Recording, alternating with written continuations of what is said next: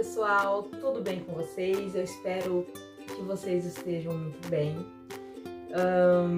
Vamos aí dar procedimento, né, ao nosso, acho que é o terceiro encontro. Espero que vocês estejam gostando. Para mim está sendo muito difícil, muito desafiador fazer tudo isso. Esse estágio está sendo assim realmente desafiador. E eu quero agradecer a vocês, né, que estão se disponibilizando a assistir esse tempo todo aí de vídeo, né, que são muitos vídeos. Quero agradecer vocês também que estão comentando, tá? Então, assim, enfim, gente, eu quero somente agradecer mesmo, né? E vamos dar procedimento aí a nosso terceiro dia de estágio, né? Espero que seja proveitoso, enfim, só espero coisas boas, né? Que a gente tem que se encher de coisas boas. Então, vamos ao vídeo.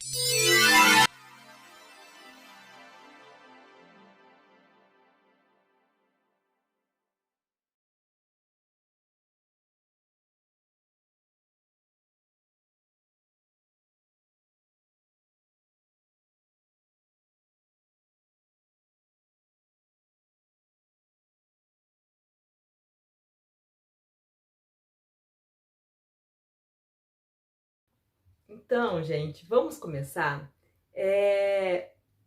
lembrando um pouco, né, do que a gente viu até aqui.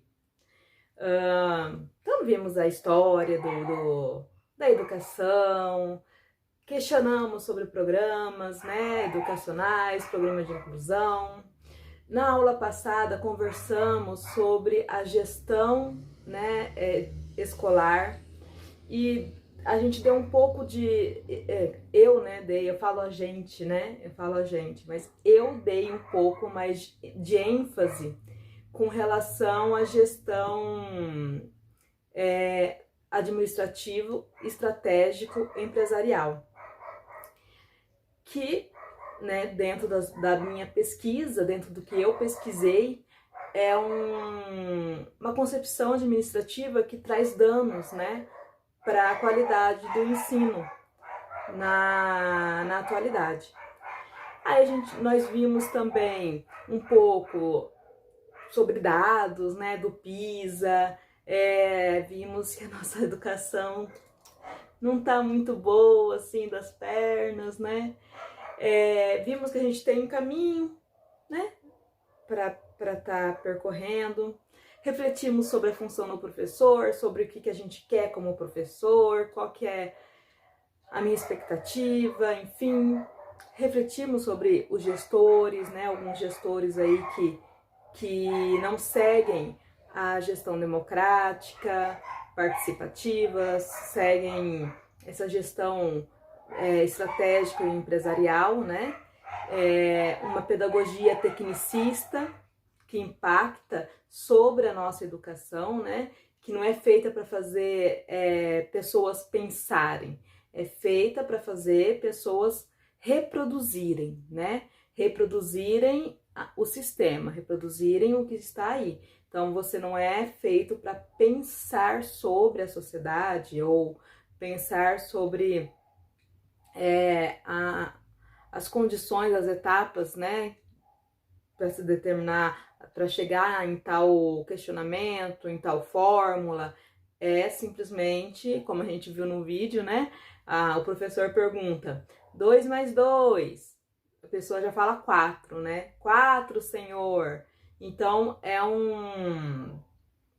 uma pedagogia que faz você ser meio que um robô mesmo, né? Você não questiona, você não fala, né? Só reproduz aquilo que esperam de você, né? Você reproduz aquilo que esperam de você. E seres humanos, cada um é de um jeito, então não tem como, né? E a gestão democrática que a gente vai falar, vai entrar agora, tem exatamente a ver com isso, né? Tem a ver com a diversidade. Então, não tem como haver gestão democrática sem respeito à diversidade, sem respeito de opiniões. Então, não tem como haver a gestão democrática sem ter a participação da sociedade. Não existe, gente, gestão democrática na escola separado e a democracia na sociedade separado. É junto, entende? Então, gestão democrática tem que estar de mãos dadas com a sociedade.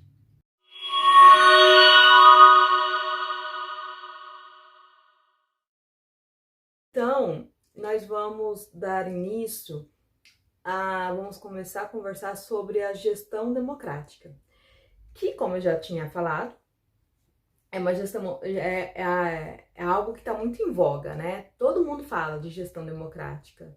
É algo que está sendo muito discutido, tem lei, sabe? Então, assim, tem muita coisa legal, né, pra gente falar sobre a gestão democrática. E está sendo falado, teorizado, enfim, mas está muito ainda, né, naquela questão de estar lá no papel mesmo.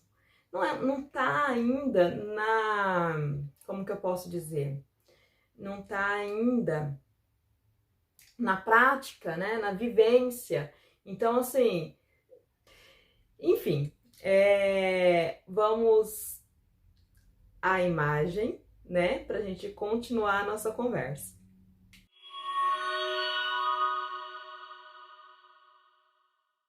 A gestão democrática é uma gestão mais participativa, sabe? Então, pai, sabe, os professores, os estudantes, eles vão estar participando da elaboração de questões referentes à escola. Então, assim, coisas que era somente de cunho do gestor decidir, passa a ser responsabilidade, ter uma responsabilidade compartilhada.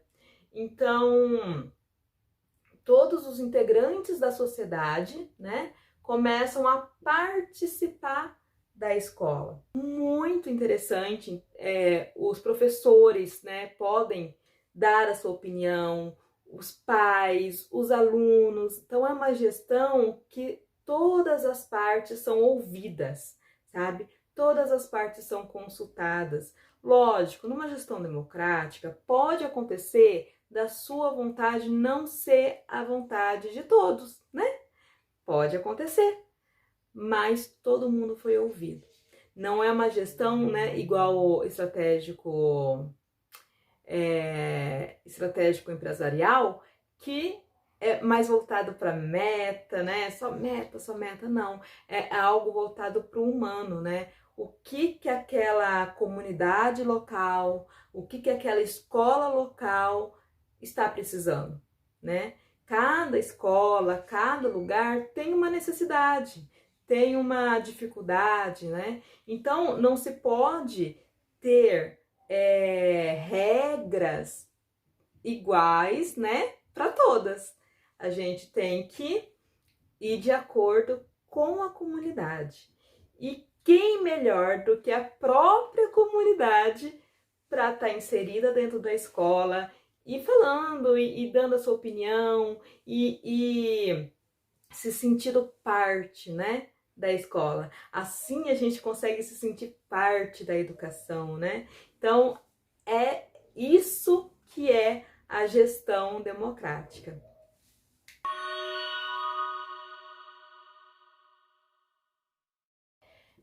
Você deve estar se perguntando, né? Mas como é que faz para escolher o diretor dessa gestão democrática, né? Gente, olha, gestão democrática é exatamente o quê? A participação da comunidade. Quem que vai escolher o diretor? A própria comunidade. Mas eu vou deixar aqui para vocês, né, uma reportagem para vocês lerem junto comigo, que explica, gente, bem detalhadamente, sabe? Como é que funciona, como que é escolhido o diretor. Eu achei bem interessante, a gente vai ler junto. Então vamos à reportagem do site InfoEscola, O título é Eleições para Diretor, por Emanuele Oliveira. É a partir da década de 80 que começa a história do processo de escolha de diretores, pois é nesse período que surgem as reivindicações para a democratização política do país. A partir daí, surge em vários estados a eleição para diretores. Um dos principais motivos para a implantação das eleições de diretores foi a possibilidade do sistema eletivo acabar com as práticas tradicionalistas. Olha que interessante, né? Essa primeira parte, né? Que trata sobre a história, né? Da escolha de diretores, né? Da questão da eleição, né? Dos diretores. Quando que surgiu essa questão de ter eleições? Porque antes não se tinha eleições, né? Para diretores. É interessante pensar no contexto que surgiu as reivindicações de escolher um diretor, né? Afinal de contas, foi no contexto de redemocratização do país e eles estavam vindo de um período de cerceamento de liberdade, né? Então, de opressão, de serem oprimidos, né? Numa situação, num regime que você não pode ter o livre pensar, porque se não for o livre pensar que eles impõem, era taxado de comunista, enfim. Então é muito interessante verificar que de um período conturbado como esse, né, junto com a redemocratização, surge aí as reivindicações também das eleições. Voltemos à leitura. Calcada no clientelismo, a partir daí houve uma considerável redução nos sistemas que adotaram a eleição de dirigentes, da sistemática influência dos agentes políticos, vereadores, deputados, etc., na nomeação do diretor. Então, gente, clientelismo, para quem não sabe, é uma prática eleitoreira. Então, né, antigamente, né, certos políticos utilizavam essa prática para beneficiar, né, privilegiar uma clientela, né, em troca de seus votos, em troca de favores, né? E isso ainda, né, acontece, né? Digamos assim, né? Troca de votos, né? A gente sabe que tem muito político aí mau caráter, né? Comprando votos aí nas eleições, abusando aí da ignorância das pessoas. Então, voltemos à leitura. Na gestão democrática, o dirigente da escola só pode ser escolhido depois da elaboração de seu projeto político-pedagógico. A comunidade que o eleger votará naquele que, na sua avaliação, melhor pode contribuir para a implementação do PPP. Todavia, existem outras formas de escolha de diretor, que fazem parte da maioria das escolas públicas do Brasil, tais como... Vou parar por ali, tá? A gente conversar um pouquinho sobre esse trecho. Então, vocês entenderam como que funciona? A comunidade, então, né? Primeiro tem que ser escolhido e elaborado, né? O projeto político-pedagógico, para depois aí a comunidade, quando for fazer a votação, né? Ele vai estar escolhendo dentre os candidatos o que consiga ali implementar o projeto político-pedagógico, né, dentro da visão dos integrantes da comunidade.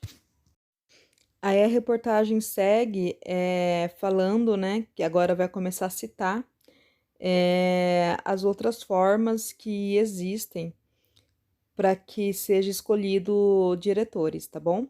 Fora essa, né, que é da gestão democrática, existem outras maneiras. Então vamos continuar a leitura. Nomeação. O gestor é escolhido pelo poder executivo, podendo ser substituído a qualquer momento, de acordo com a conveniência e o momento político, estabelecendo assim uma prática clientelista. Então a gente acabou de ver, né, que uma outra maneira de se escolher, né, um gestor aí, um gestor para a escola é a nomeação executiva, né? E essa nomeação executiva é de acordo com interesses, né? É de acordo com conivências, né? Então, é uma prática que não visa a educação, né? É o sistema agindo. Vamos continuar a leitura. Concurso. A escolha do diretor é feita através de uma prova escrita e de uma prova de títulos. Com isso, se impede a prática do clientelismo. Todavia, o diretor não possui liderança na comunidade que o integra. Assim, ele pode não corresponder aos objetivos educacionais e políticos da escola e não se comprometer com as formas da gestão democrática, apesar de não ser uma regra. Então, gente, esse seria, né, por mérito, né? É uma maneira de impedir aí o clientelismo, né? Mas também não ajuda a educação, porque o lado negativo, né, de você escolher um gestor pelo concurso público é exatamente que ele não está inteirado do que está acontecendo na comunidade. Então, vai contra a questão da gestão democrática mesmo, né?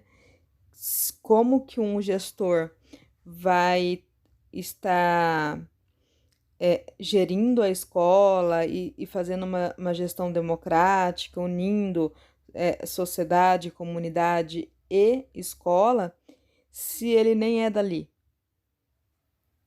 e não conhece, né? Não conhece as circunstâncias da comunidade, não conhece nada, né? Conhece só as regras mesmo. Acaba que vai ficar uma gestão não democrática, vamos colocar dessa maneira. Vamos voltar à leitura. Carreira. O gestor assume seu cargo naturalmente, já que é através do seu plano de carreira e das especializações que faz na área de administração e gestão que se torna diretor. Essa forma de provimento do cargo caracteriza o diretor apenas por suas habilidades técnicas, não levando em consideração a parte política que é fundamental para o cargo. Então, né, quem tem muitos títulos, especialização, então é uma pessoa altamente especializada já na área, né?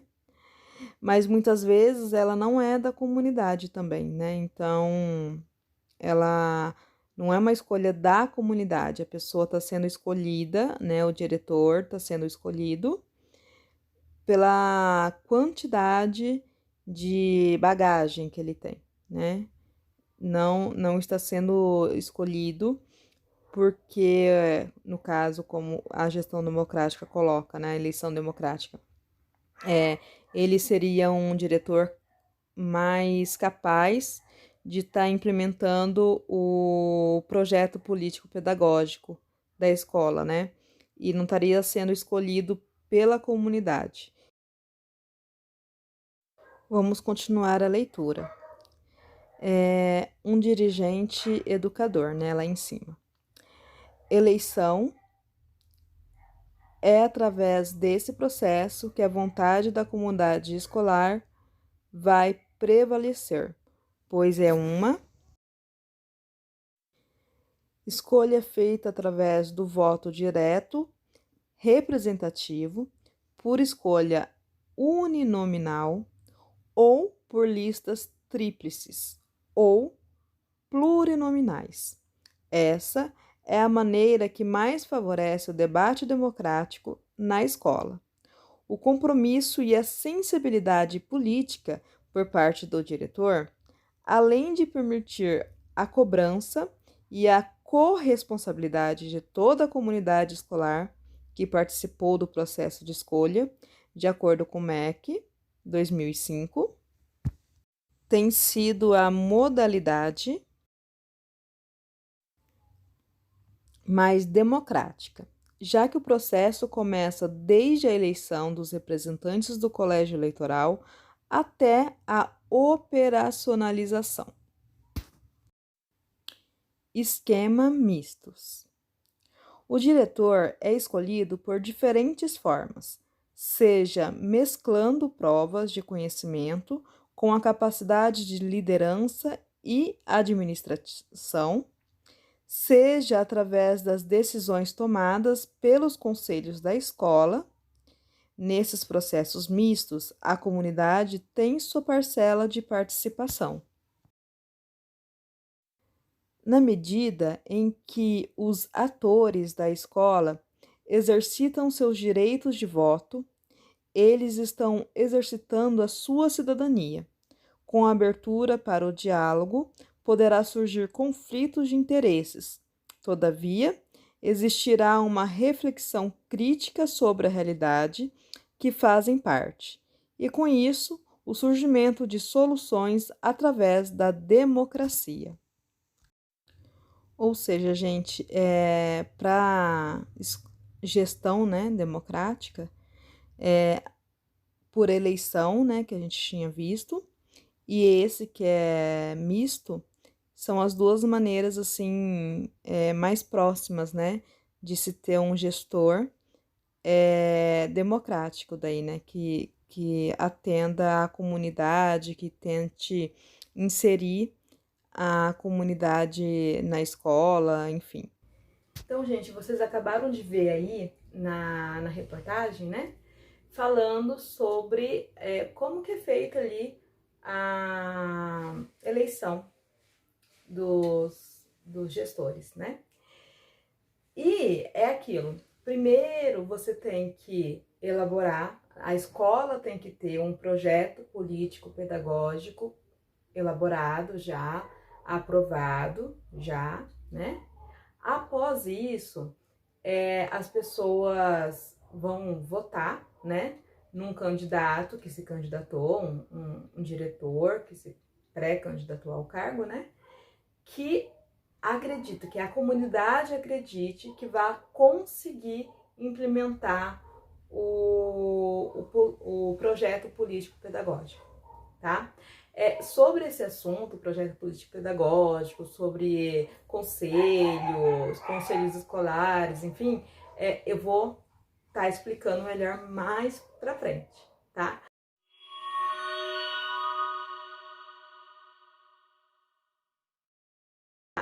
Agora, eu quero falar com vocês sobre uma questão, né, que acontece muito com o gestor escolar, né, principalmente dentro dessa questão democrática, né, dentro da gestão democrática. O gestor, ele acaba vivendo uma dicotomia.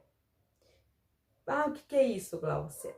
Gente, ele está entre um diretor, educador, que conhece a educação, que entende os mecanismos da educação, né?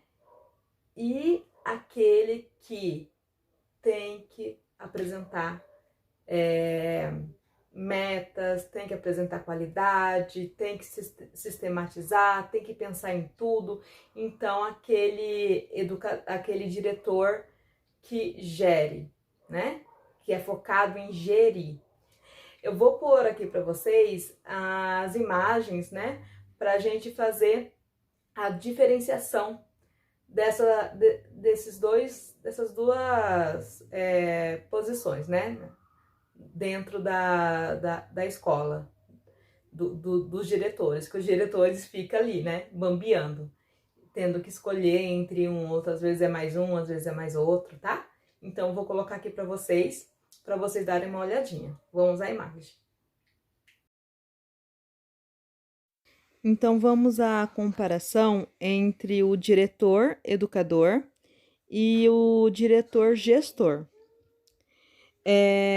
O diretor educador busca atingir os objetivos educacionais da escola. Já o diretor gestor precisa cumprir as determinações dos órgãos superiores do sistema de ensino.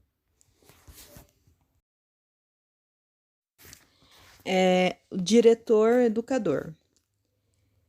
Ele é envolvido com problemas pedagógicos da escola, tem pouco tempo para se dedicar ao trabalho burocrático. Diretor gestor dedica grande parte do seu tempo ao atendimento de formalidades e burocracias, né? Formalidades burocráticas. Diretor educador. Professores e profissionais da educação e alunos reivindicam medidas para promover a qualidade do ensino. O diretor gestor.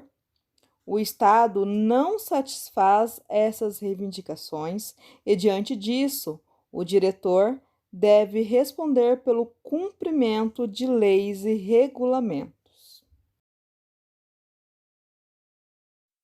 Diretor educador. Como educador, identifica-se com os objetivos legítimos da escola e se sente compelido a atendê-los. Diretor gestor. Como gerente, sente sobre si o peso de constituir-se como responsável maior pelo cumprimento da lei e da ordem na escola. E, por último, diretor educador.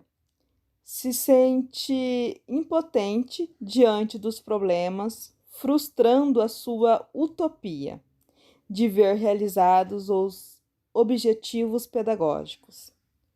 O diretor gestor. O diretor assume o papel de preposto do Estado, com a incumbência de zelar dos seus interesses. Então, a gente pode ver que quem cuida mesmo, né? Quem se preocupa com a educação, está mais comprometido com a educação, seria o diretor educador, né? Que ele pensa a escola, pensa a educação. Já o diretor gestor, ele faz tudo pensando no Estado, no bem-estar do Estado. Então, em cumprir leis, em cumprir regras, né? E já o diretor educador é o contrário. Só que como o Estado não cumpre com as suas obrigações, o diretor educador, ele se sente oprimido, né? Ele não se sente feliz muitas vezes na sua profissão, porque ele fica frustrado de ver que ele não está atingindo, né, os seus objetivos como diretor. Então, a gente percebe que essa questão, essa dicotomia, né, que o diretor vivencia, é algo que acaba frustrando o seu lado educador, né? Às vezes tem muitos educadores que até gostariam de ser diretores, né? Mas e aí? Aí o seu lado educador acaba sendo podado pelo, né, por tantas normas, tantas coisas que você tem que cumprir, né? Ele tem que problematizar isso, sistematizar aquilo, e criar regras para aquilo, e pensar não sei o quê. E o processo de educação, o gosto, né? Às vezes até o gosto de estar ali dentro, né?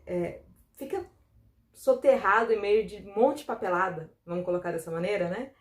Burocracias e burocracias e resolvendo problemas e às vezes o próprio diretor começa a se sentir frustrado também, né?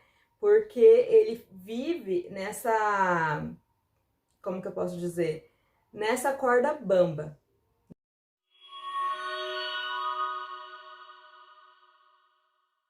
É extremamente importante que o gestor entenda e respeite a interação aluno-professor, tá? Que o diretor compreenda o papel do educando. Eu vou deixar aqui para vocês a citação de Paro, tá? Tá no livro Gestão Escolar.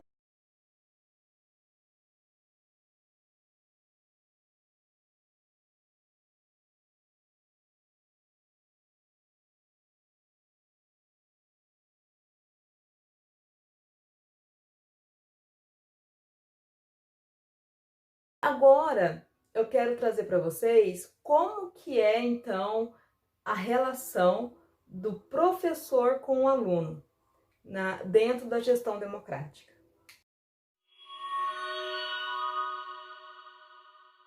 Então, o aluno, ele passa a ser um sujeito ativo na aprendizagem, né?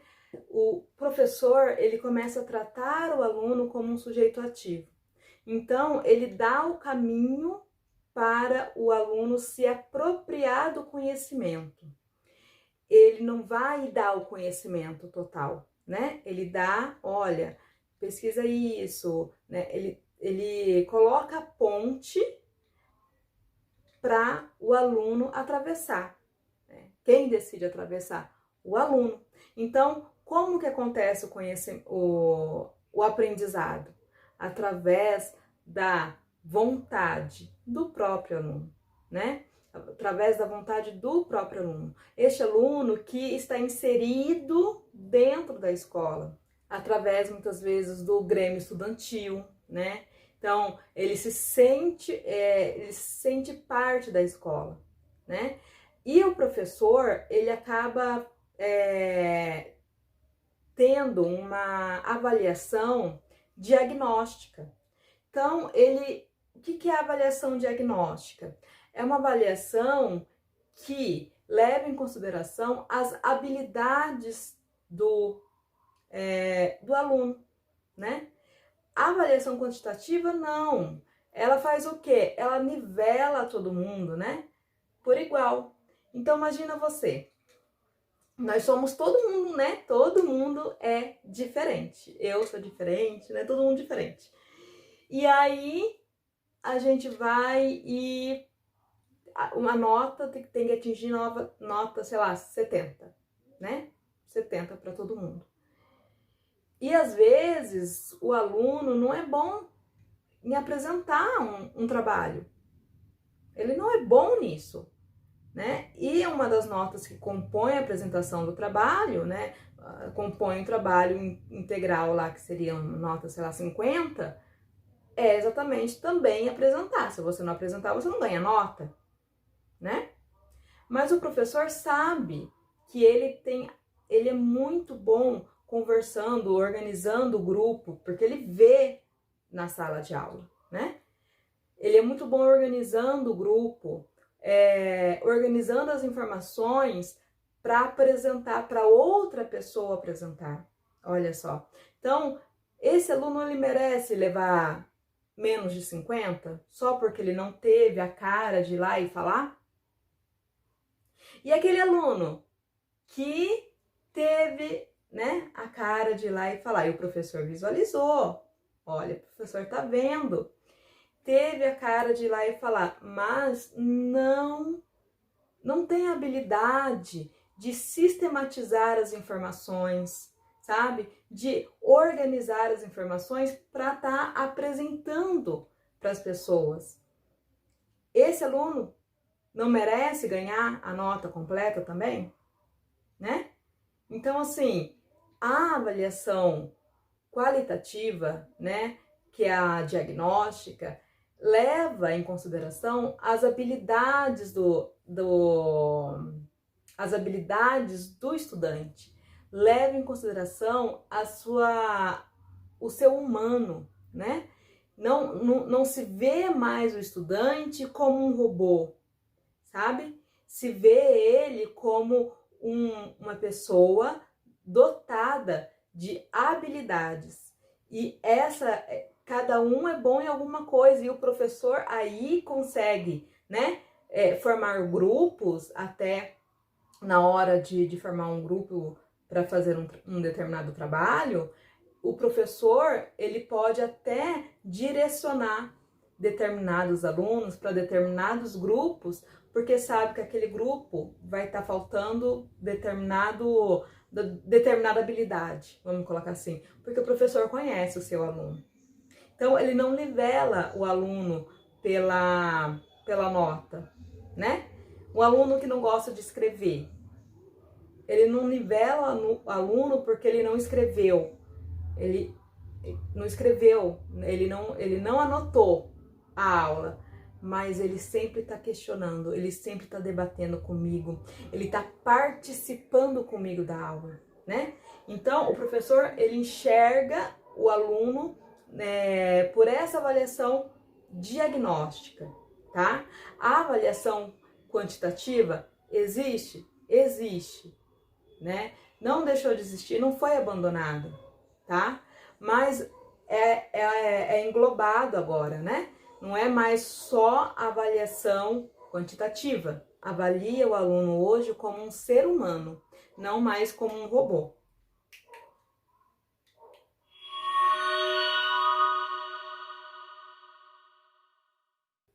Quero deixar aqui para vocês uma citação do Luke, tá? Que foi citado, né, no livro Gestão Educacional, que é o livro que eu estou usando como base para estar falando com vocês nesse momento, tá bom? Então, eu vou deixar aqui nas palavras dele o que ele entende por autonomia. Vamos à imagem.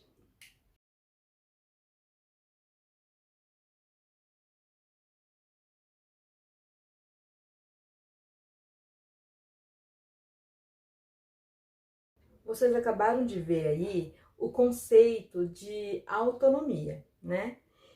E o conceito de autonomia, ele está relacionado com o conceito de participação. Então, é sobre isso que nós vamos falar agora, o conceito de participação.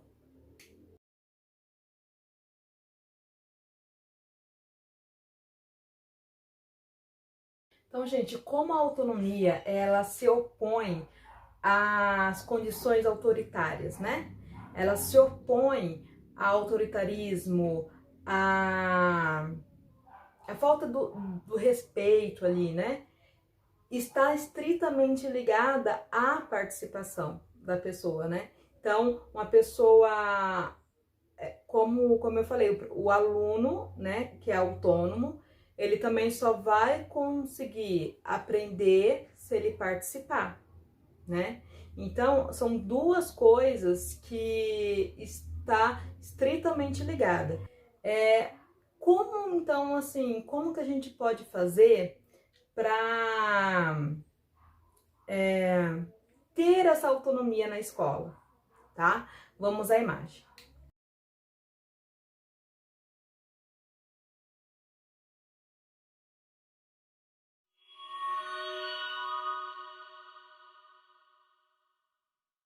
Gente, então agora a gente vai falar um pouco sobre como se dá, então, essa gestão, né, da escola democrática, né? da gestão democrática. Então, nós temos o conselho de classes, temos o grêmio estudantil, temos o conselho escolar, tá? O conselho escolar é um conselho que toda a escola, vamos colocar dessa maneira, participa, né? Vamos colocar assim. Então, para elaborar, por exemplo, o PPP, né, da escola, a comunidade pode participar do conselho escolar, tá? Para estar avaliando, né, o projeto político-pedagógico, para estar avaliando algumas diretrizes, para estar dando a sua opinião, tá? A partir desse conselho escolar, que acontece de ter a aprovação. O conselho de classes é um conselho referente à pedagogia mesmo, né? Então, assim, como que eu posso explicar para vocês? O conselho de classes é referente ao professor, né? Muitas vezes está ali avaliando o aluno. Então, o aluno, vou dar um exemplo, tá? O aluno não está indo bem nas matérias. Aí, ele não vai reprovar de uma vez, ele vai para conselho de classes, tá? Esse conselho de classes é um conselho com diversos professores, né? Que atuam com aquele aluno, que atuam com aquela série ali, que vai estar falando, olha, não, fulano de tal, não, ele é muito bom, sim, na minha aula, sabe? Não, ele tem habilidades com isso, sabe? Então, muitas vezes o aluno, ele não é reprovado por conta do conselho de classes, que se chega no entendimento, o corpo docente que se encontra ali, de não reprovar o aluno, tá? Porque dentro até dessa avaliação diagnóstica, né, que se faz, cada professor acaba tendo uma face, né, do aluno. Então, no conselho de classe, eles acabam debatendo e também colocando as estratégicas pedagógicas, né, conversando sobre assuntos de cunho prático-pedagógico na escola. Então, é no conselho de classes que é avaliado se determinada estratégia pedagógica está dando certo, né? Se precisa mudar alguma coisa, os níveis, né, de qualidade do ensino é avaliado nesses conselhos de classes daí.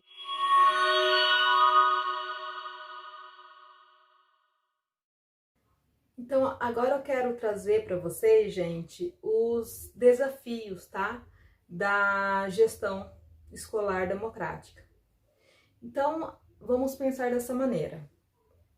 Para acontecer a gestão democrática, é necessária a participação de todos, né?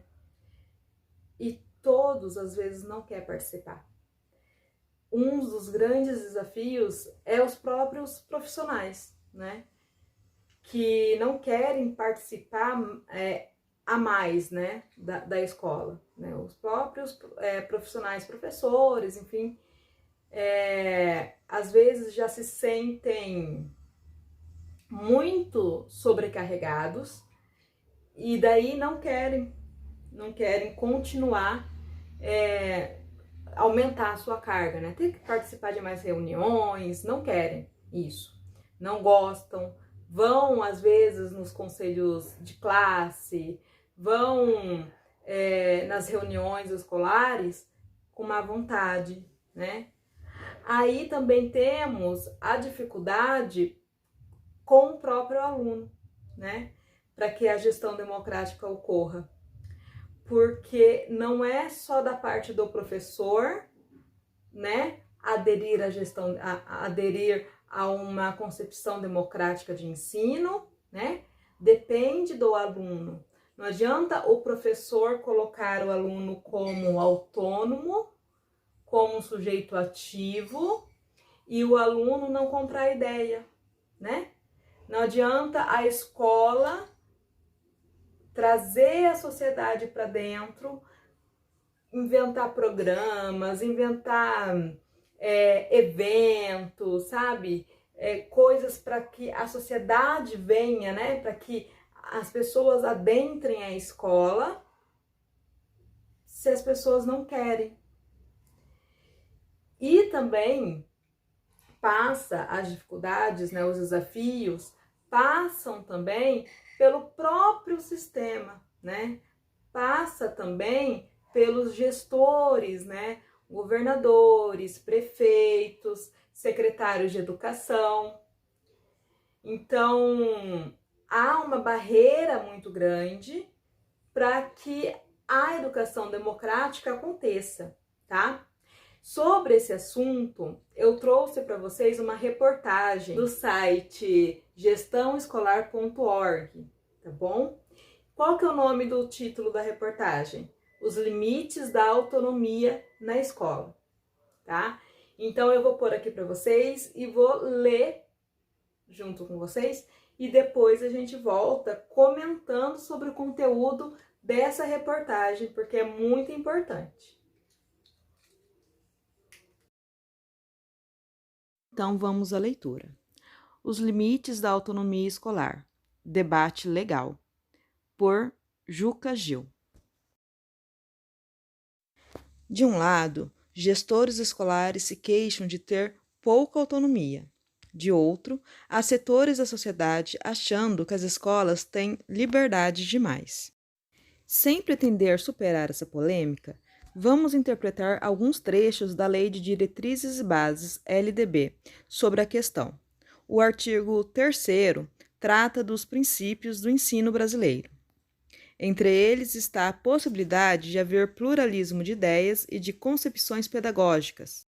Assim, a lei não obriga ninguém a ser construtivista, montessoriano ou adepto do método fônico ou do global, quando se fala em alfabetização. Da mesma forma, ninguém pode ser criticado por ser tradicional, libertário e etc. Então, gente, eu vou parar a leitura aqui, tá? E vamos tá falando sobre essa questão que ele tá colocando aí pra gente. Então ele traz aí, já de início, né? Ele trata sobre o artigo 3 da Lei de Diretrizes e Bases, né? E tá falando ali sobre o pluralismo de ideias. Essa partezinha do artigo é uma parte que dificulta a gestão democrática. Por quê? Aí tá garantido na própria lei, né, que todos podem pensar da maneira que quiser. Então, assim, não é que está indo contra a gestão democrática, né? Está indo contra a própria autonomia, vamos colocar assim. Então, eu sou uma professora, comecei a dar aula em tal lugar, né? Aí eu quero, sei lá, uma autonomia para mim levar meus alunos, eu vou ser professora de história, levar meus alunos no museu, né? Logicamente que eu tenho que notificar a escola, tem uma série de burocracias para me seguir. Muito bem, né? Então eu tô buscando essa autonomia para ter uma aula mais didática, para tirar o aluno daquele ambiente de sala, né? Buscando ter uma aula mais criativa. Aí o que acontece? O diretor, ele é adepto a uma pedagogia tradicionalista, sabe? Ele acredita que tem que ter, o aluno tem que ficar sentado o tempo todo dentro ali da sala, na cadeira, e é isso que ele acredita.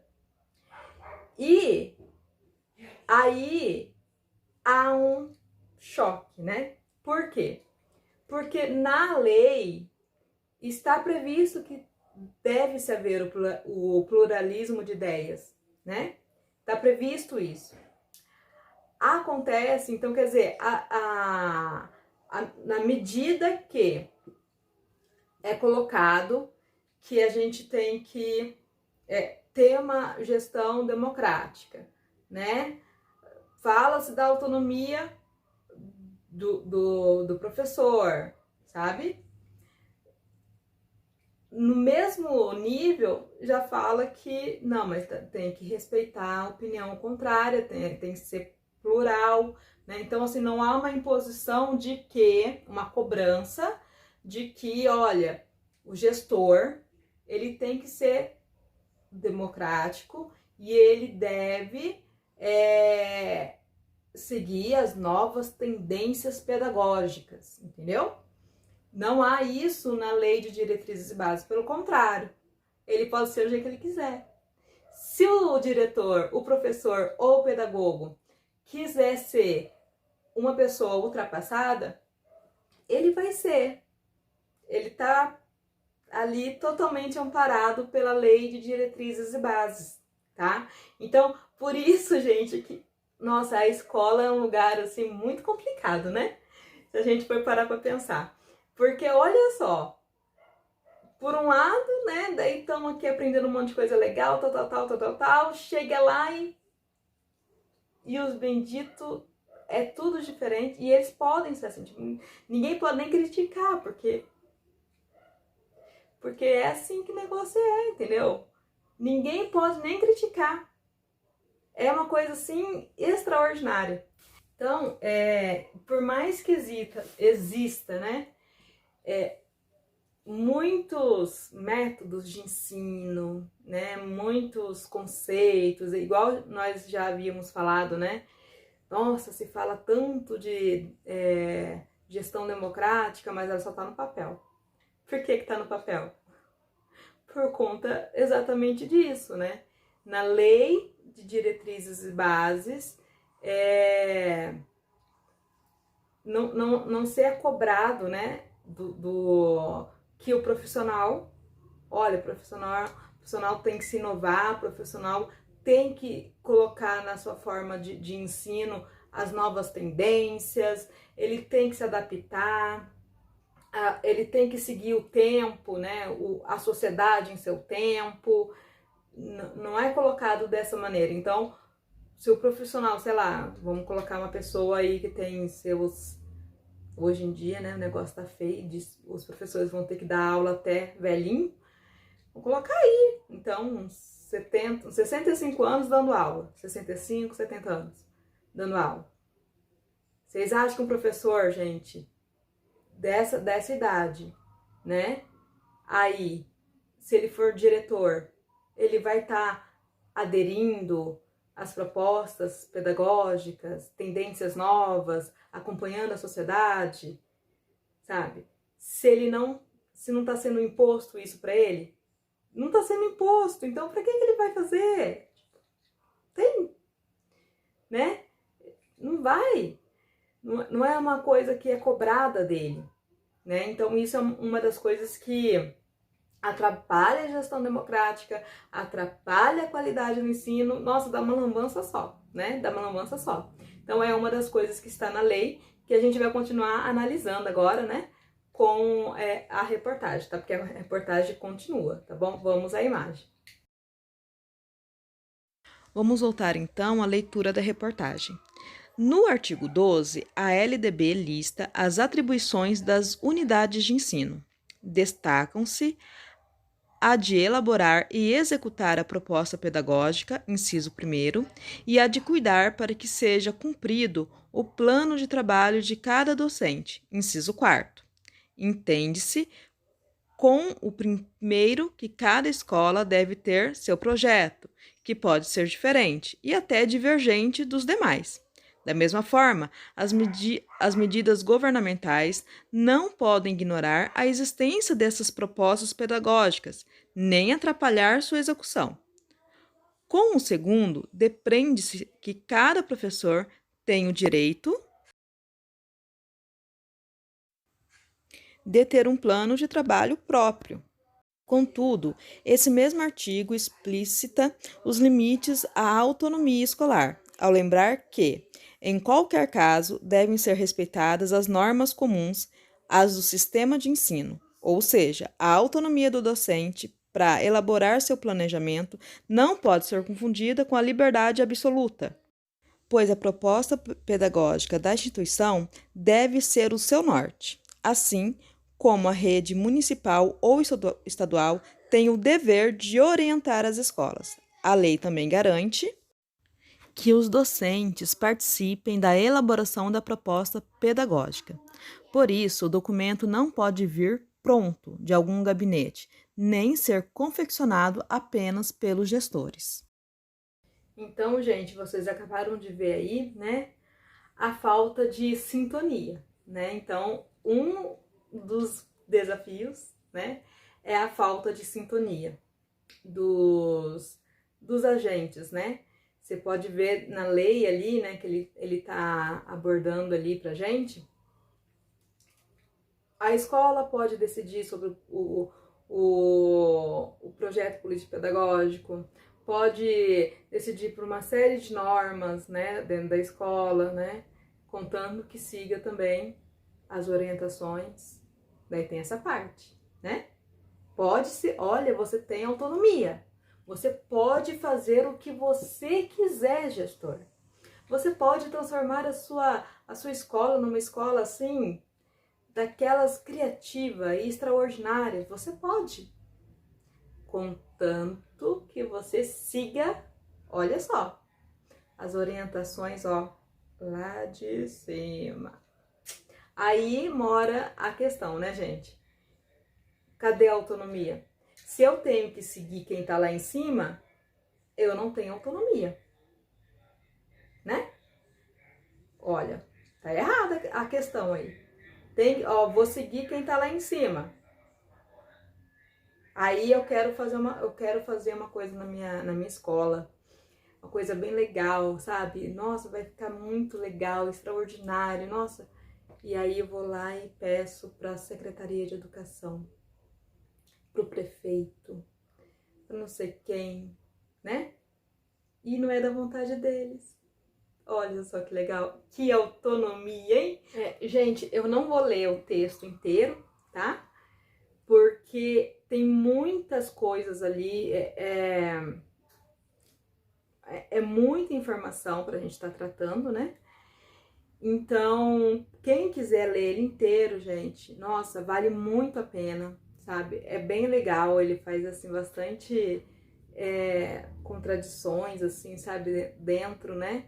Do que a gente tá vendo como gestão, tá? Eu quis pegar só 2 pontinhos ali que eu achei mais interessante, para não se estender muito, porque vocês sabem que eu falo demais. Então, para mim não me estender muito, né? Além do que eu já me estendo, tá bom?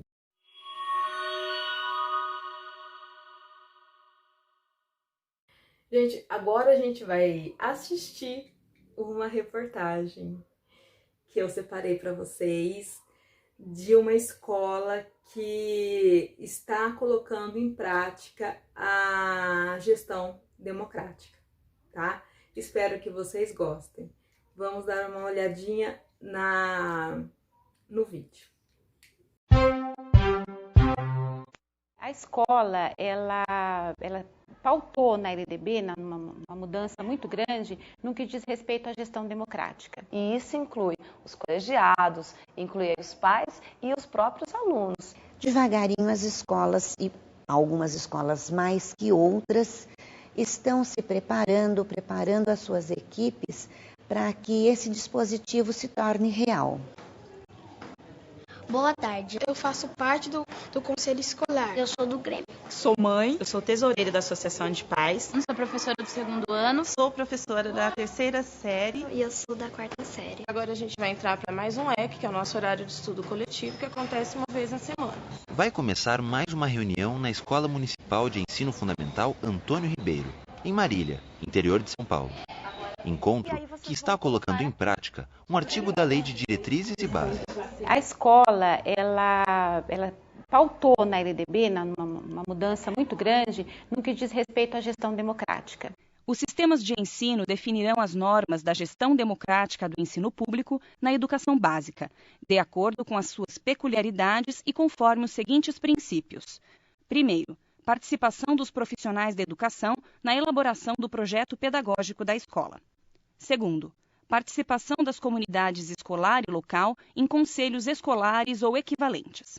Foi o nosso conhecimento da gestão democrática que abriu os portões da escola e fez com que a escola alcançasse vários objetivos que a gente vinha tentando alcançar, mas a gente não tinha apoio dos pais, porque nós não buscávamos esse apoio. Bom dia.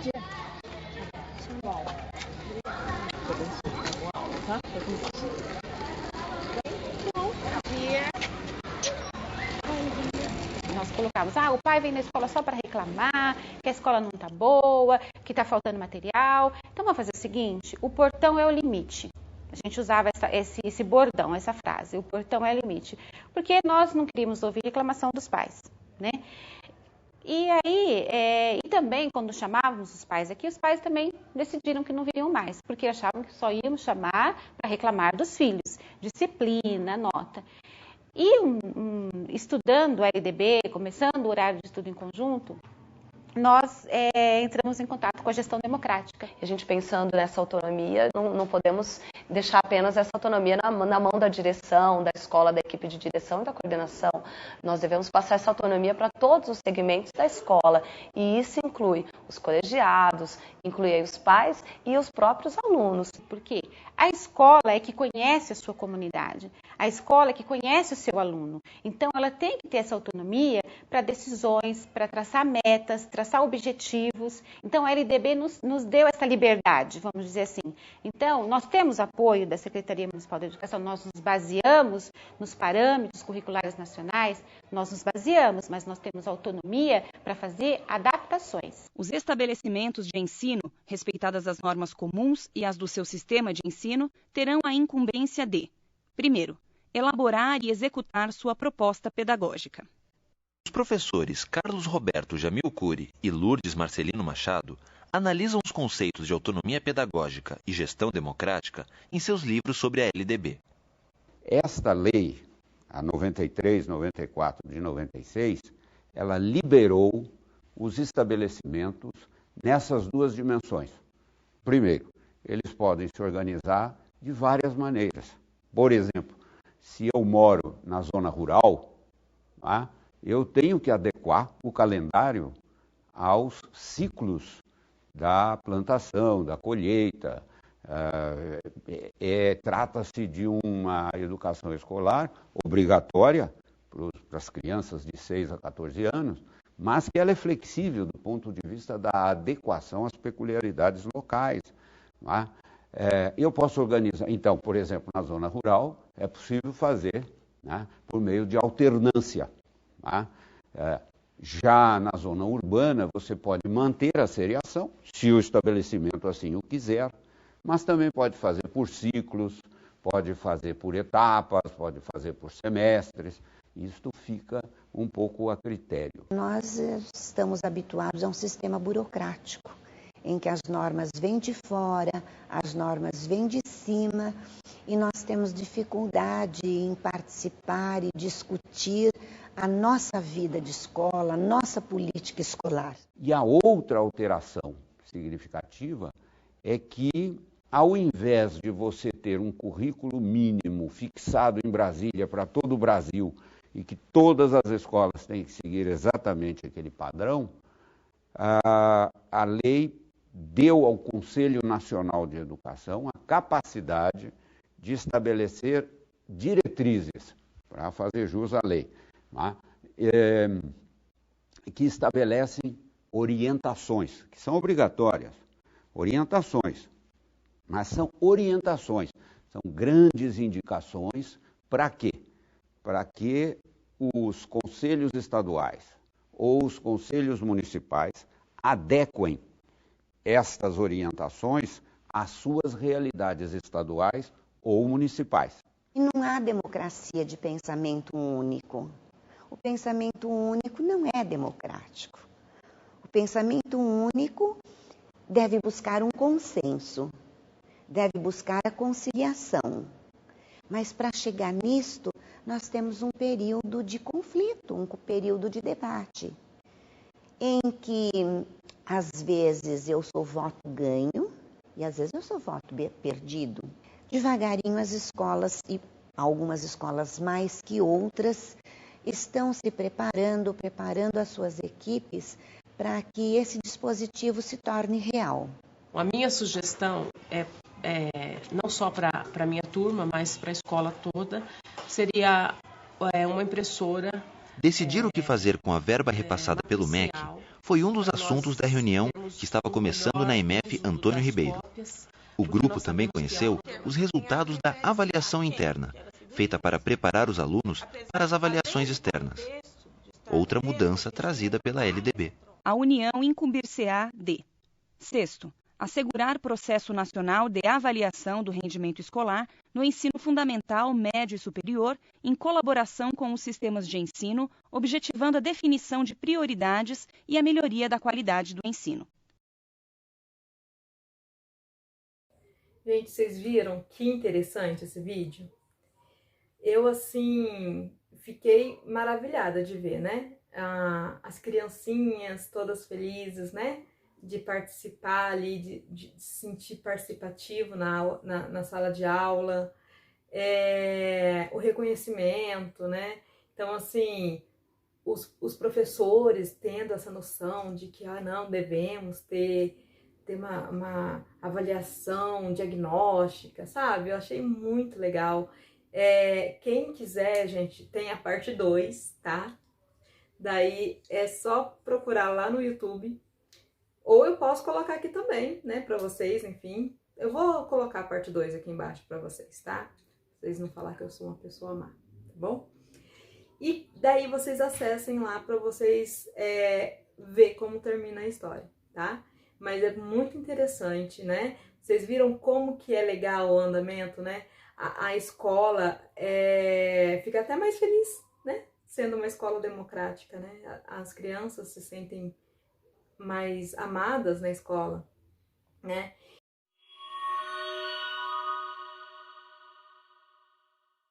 E para finalizar, então, né? Que eu falo demais, né? Que realmente falta muito aí para que a gestão democrática seja colocada em prática, né? É um longo caminho pela frente. Não depende só do professor, não depende só do gestor, sabe? Depende muito do gestor e depende muito do professor, né? Mas não depende só deles, né? Depende do que o sistema quer, né? Porque vocês viram ali, né? Você pode várias coisas, você tem autonomia, mas, né? Se você seguindo as orientações dos órgãos competentes, tá? Então, é por este caminho que a coisa anda. Por isso que a gente tem que repensar a escola, né? Nós, como educadores, temos que analisar aí e ter o comprometimento de mudança, né? Se lá tá falando que na lei fala, né?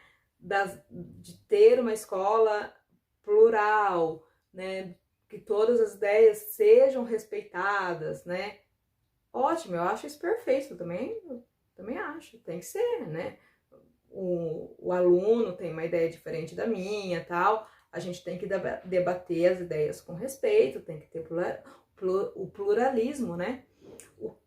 A minha crítica com relação a isso é não haver uma orientação para que... enfim, eu nem sei como determina isso, né? Para que os professores, os diretores, né, que já estão aí de carreira, se atualizem nas novas... como que eu posso dizer? Nos novos métodos de ensino, sabe? Para que a educação caminhe junto com a sociedade, né? Porque se aquele cidadão lá que terminou a faculdade há 15 anos atrás, aí fez pós-graduação, fez mestrado há 10 anos atrás, tudo mudou já, né?